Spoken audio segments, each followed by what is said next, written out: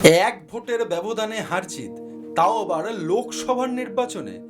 আজ ভোট ফান্ডার নতুন পর্বে বলবো লোকসভার ভোটে সবচেয়ে কম ব্যবধানে ভোটে হার জিতের রেকর্ড নিয়ে। লোকসভার ভোট, যেখানে লক্ষ লক্ষ ভোটার কিন্তু ভোট দেন, যাকে ভারতের সাধারণ নির্বাচন বলা হয়। সেই লোকসভার ভোটে দুটো এমন রেকর্ড আছে যা এখনো অবধি সবচেয়ে কম ভোটে প্রার্থীর জিতে সাংসদ হওয়ার রেকর্ড হিসেবে রয়েছে। প্রথমে এ প্রসঙ্গে বলি, গুগল একটি ভুল তথ্য পরিবেশন করে থাকে, যেখানে লোকসভার ভোটে এক ভোটের ব্যবধানে হার জিতের কথা বলা হয়। সেটি কিন্তু সম্পূর্ণ ভুল। তাহলে সবচেয়ে কম মার্জিনে জেতার রেকর্ডটা ঠিক কত? ভারতের ইলেকশন কমিশনের অফিসিয়াল রেকর্ড অনুযায়ী সঠিক তথ্যটি হলো ৯ ভোটের ব্যবধানে প্রার্থীর ভোটে জেতার রেকর্ড। তাও একবার নয়, দুবার একই রেকর্ড কিন্তু হয়েছে।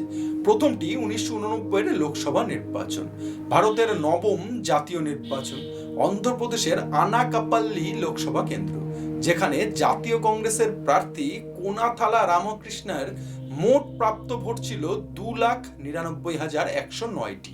নিয়ারেস্ট প্রতিদ্বন্দ্বী তেলেগু দেশম পার্টি মানে টিডিপি এর আপ্পালানা রাম শিবমের প্রাপ্ত ভোট ছিল 2,99,100টি। অর্থাৎ মাত্র 9টি ভোটের ব্যবধানে কংগ্রেস প্রার্থী সেই আসন থেকে জিতে এমপি নির্বাচিত হলেন। আবার 1998 সালের দেশের 12তম লোকসভা নির্বাচন, সেখানেও এই 9টি ভোটেরই জেতার রেকর্ড আছে। তৎকালীন বিহারে রাজমহলের আসন, সেখানে বিজেপির প্রার্থী সোম মারান্ডির প্রাপ্ত ভোট ছিল 1,98,889টি। তার নিকটতম প্রতিদ্বন্দ্বী জাতীয় কংগ্রেসের থমাস হাঁসদার প্রাপ্ত ভোট ছিল 1,98,880টি। ব্যবধান সেই 9 ভোট, এবং মাত্র 9টি ভোটে জিতে সোম মারান্ডি লোকসভার সাংসদ হন। একাধিক বিধানসভা মিলে একটি লোকসভা কেন্দ্র গঠিত হয়, যেখানে লক্ষ লক্ষ ভোটার।